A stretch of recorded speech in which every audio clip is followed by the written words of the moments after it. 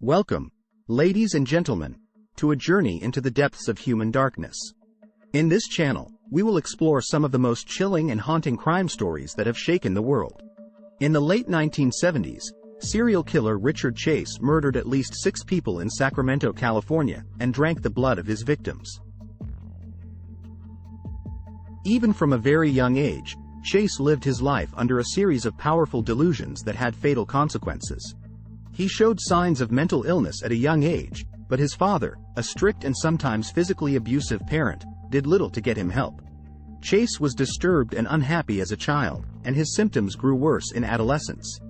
He set several small fires, frequently wet the bed, and displayed signs of cruelty toward animals. Chase's problems grew worse when his father allegedly kicked him out of the house.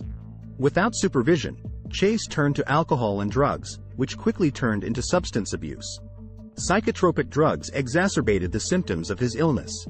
Like the vampire whose moniker he would soon adopt, he became convinced on several occasions that his heart had stopped. At times, he thought he was a walking corpse. But being occasionally dead was no reason to neglect his health. Fearing that he lacked vitamin C, he reportedly pressed whole oranges to the skin of his forehead, believing that his brain would absorb the nutrients directly. One of his strangest and most powerful delusions involved his skull. He felt that his cranial bones had split apart and begun to shift beneath his skin, changing places and jumbling like puzzle pieces.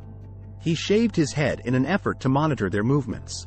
Unsurprisingly, at the age of 25, Chase was diagnosed with paranoid schizophrenia and institutionalized in 1975 to prevent him from becoming a danger to himself.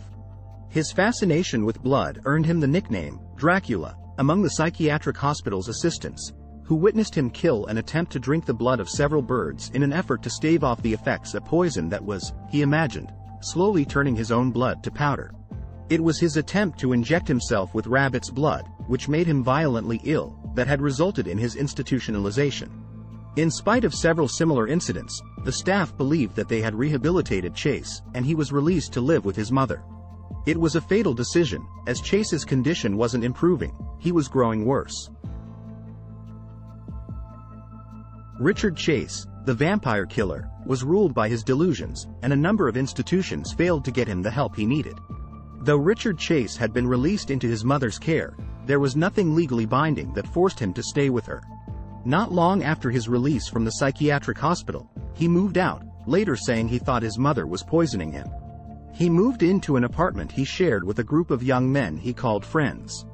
But it seems they didn't know Chase well, and when he persisted in unusual behavior, notably drug abuse that left him constantly high and a proclivity for walking around the apartment without any clothing, they asked him to leave.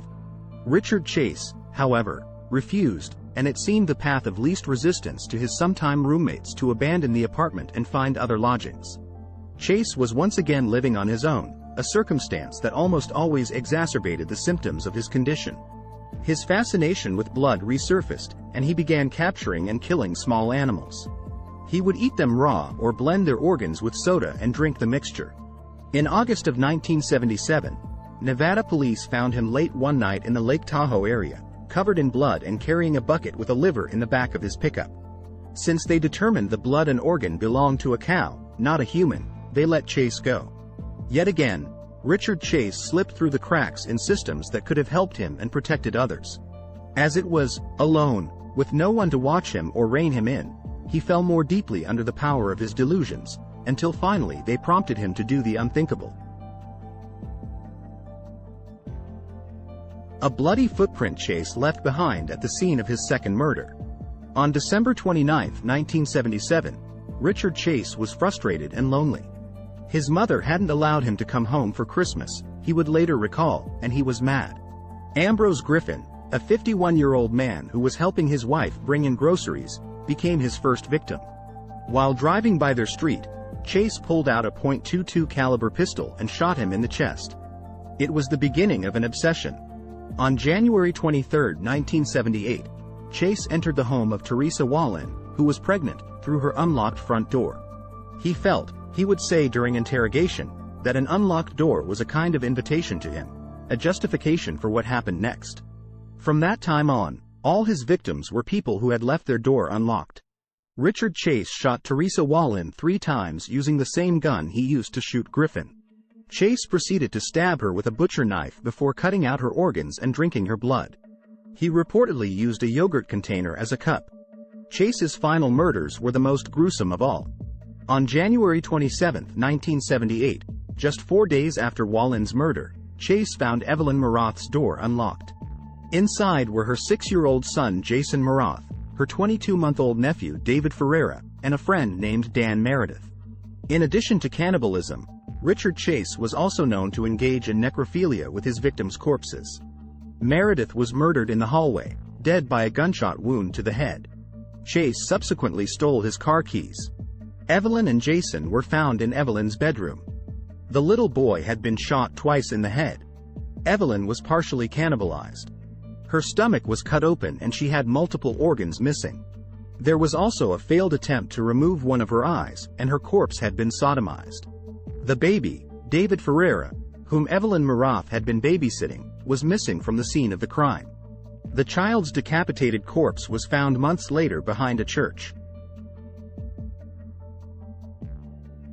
The box found in a church parking lot containing the remains of the child Chase absconded with. The story of what happened that night emerged during Chase's trial. The knock of a visitor had startled Sacramento's vampire killer, who took Ferreira's body and fled via Meredith's stolen car. The visitor alerted a neighbor, who then called the cops. The authorities were able to identify Chase's prints in Marath's blood. When the police searched Chase's apartment, they found that all of his utensils were stained with blood and his fridge contained human brains. Chase was arrested. The sensational trial of the Vampire of Sacramento began on January 2, 1979, and lasted 5 months. The defense attorneys rejected the suggested death penalty on the grounds that Chase was not guilty by reason of insanity. Once he was behind bars, Richard Chase's fellow inmates were apparently so disgusted with his crimes that they tried to convince him to kill himself. In the end, after 5 hours of deliberation, the jury took the side of the prosecution. Richard Chase, the vampire killer, was found guilty of 6 counts of murder and sentenced to death by gas chamber. His fellow inmates, aware of his crimes, were frightened by him. They often encouraged him to kill himself. Richard Chase did just that, stockpiling the anti-anxiety medicine he was offered by the jail's staff until he had enough for a fatal overdose. He was found dead in his jail cell the day after Christmas in 1980. Thanks for watching. PLs do subscribe, like and comment.